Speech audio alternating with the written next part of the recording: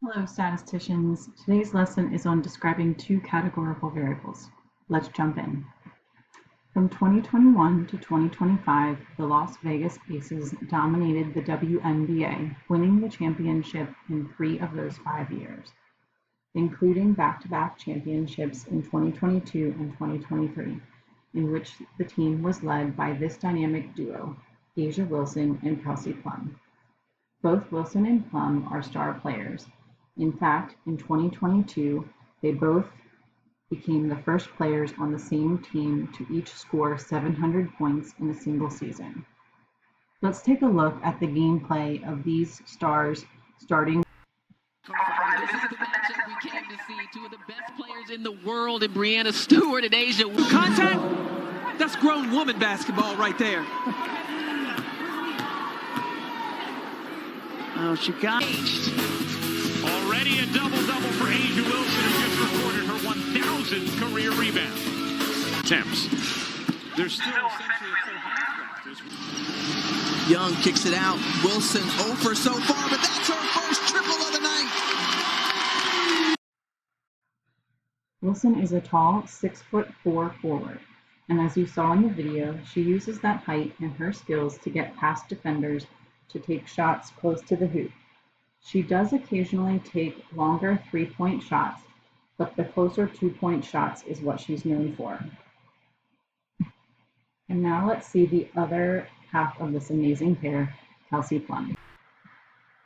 first quarter, and that's one of the things Vanessa Nygaard talked about as far as rebounding. Driving baseline, kicks it to the corner. Plum, three, splash. And their home opener against Indiana. Plum in the corner in the game. Atlanta struggling as far as turnovers. Towards it.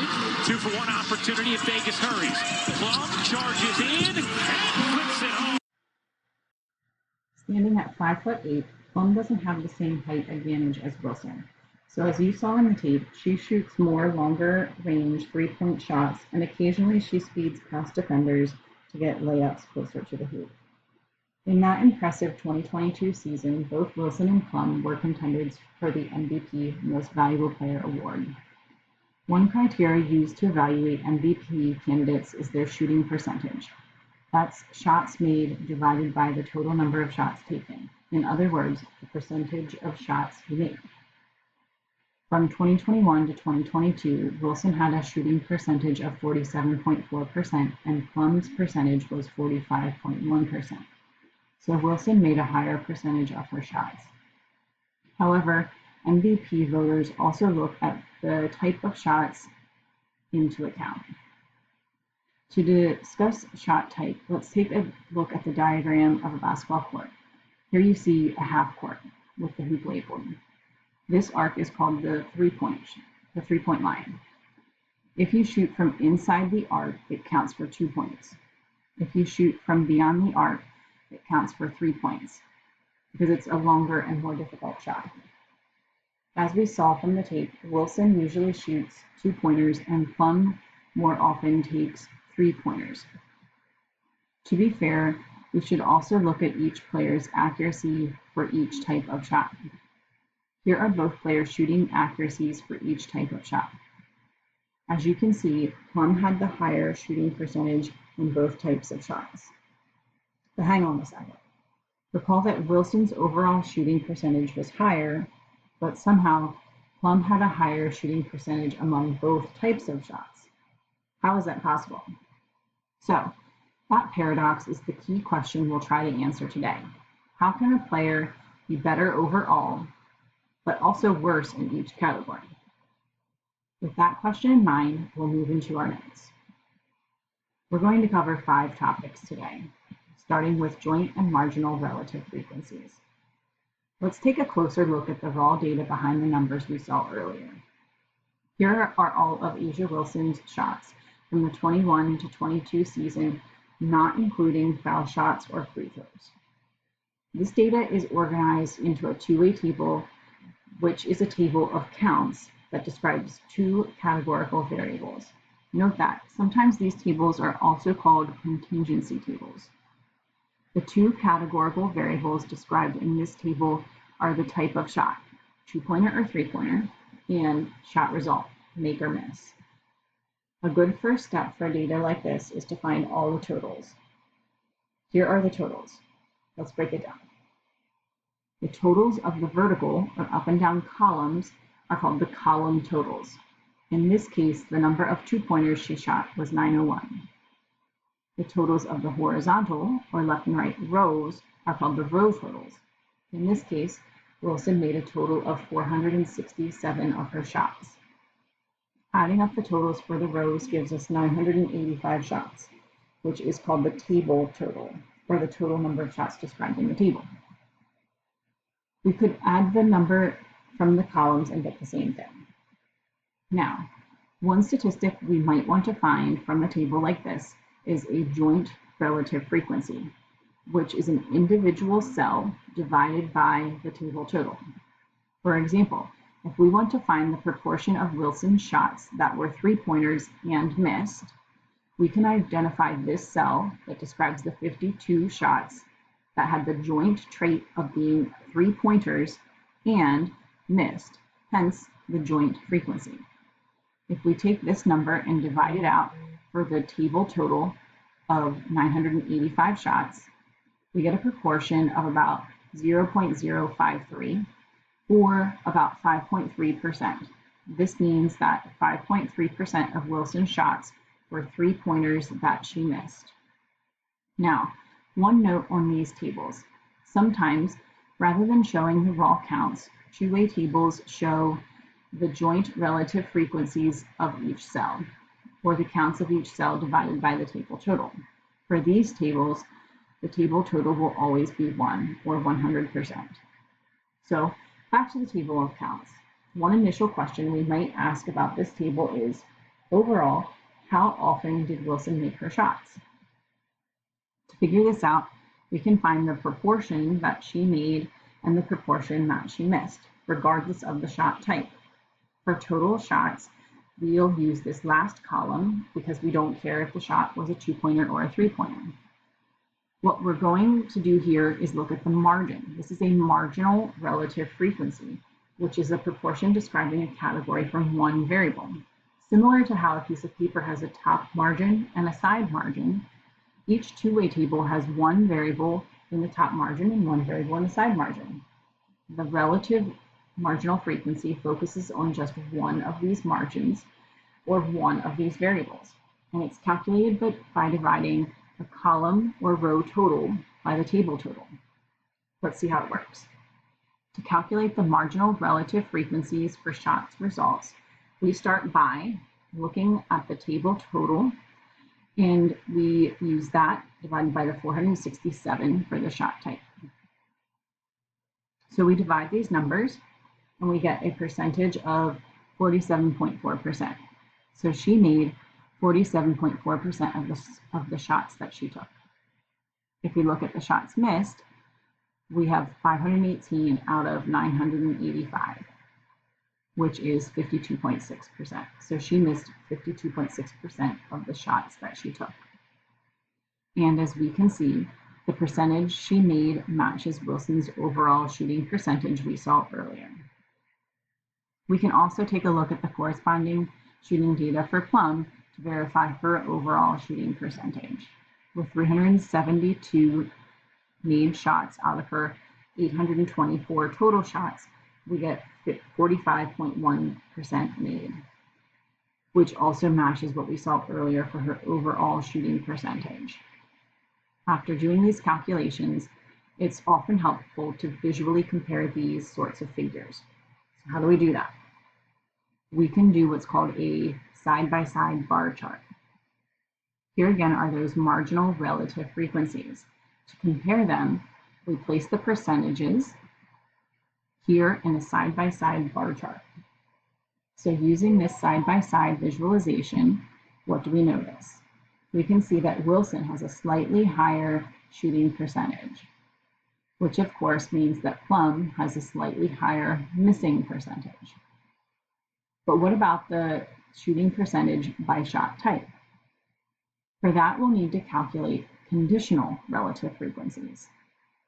That is, we need to calculate each player's shooting percentage for each shot type. When we see this sort of language, for each, within each, or among each group, this means we need to find what's called a conditional relative frequency. A conditional relative frequency is the proportion of a subgroup that meets a certain condition, and we can calculate it by dividing an individual cell by a row total or a column total. Let's see how it works. So if we're looking at just among the 2-point shots, or conditional on the 2-point shots, we only need to look at the first column that describes the 2-point shots that Wilson took. We can ignore the rest of the table. So of the 901 2-pointers, she made 435 of them. Dividing these numbers, we get 48.3%. She made 48.3% of the 2-pointers that she took. That means she missed 466 of the 901, or 51.7%. So now we have the conditional relative frequencies for Wilson's 2-point shots. And we can do the same thing for 3-point shots. Among her 84 3-point shot attempts, she made 32 of them, which is 38.1%, and she missed 52 of them, which is 61.9%. So this is Wilson's shooting accuracies for each shot type. And if we go to the data for Kelsey Plum's shots, we can get these proportions for 2- and 3-pointers. So now, how can we visualize these pieces of data? For that, we'll use a segmented bar chart or a mosaic plot. For a segmented bar chart, we start by setting up these axes. This chart will describe A'ja Wilson. Here are Wilson's rates for making and missing the 2-pointers. We'll start with the shots made and create a bar. The height will correspond with her accuracy of 48.3%. And the remainder, the percent she missed, is graphed on top. Together, these categories will go to the top of the y-axis at 100%, meaning we've described all of her 2-point shots. Now we can do the same thing for 3-pointers, beginning with the percentage of shots made and stacking on the percentage of shots missed. And we end up with our final segmented bar chart displaying Wilson's accuracy rates for both 2-point and 3-point shots. Now, another way to visualize the same data is by using a mosaic plot, which is shown here. As you can see, a mosaic plot is very similar to a segmented bar chart, except in a mosaic plot, the bar widths are proportional to the sample sizes. As we saw before, A'ja Wilson takes a lot of 2-point shots close to the hoop and more rarely takes longer distance 3-point shots. So the wide bar for 2-pointers and the narrow bar for 3-pointers showcase this pattern. For our purposes, you'll only be asked to interpret a mosaic plot that is given to you or created with a tool like Kodak, rather than handcraft one yourself. So going back to a segmented bar chart, it shows that Wilson's shooting accuracy is better for 2-pointers than 3-pointers. And if we make a corresponding graph for Plum, we'll see that it's also true for her. With the mosaic plot, we can also see that Wilson makes substantially more 2-pointers than 3-pointers. And on the corresponding mosaic plot for Plum, we'll see that she's a more balanced player with taking 2-pointers and 3-pointers. What does this all tell us? We'll start with describing any association we'll see. One question we can ask is, does there appear to be an association between shooting percentage and shot type? That word association means, does the shooting accuracy differ between the shot types?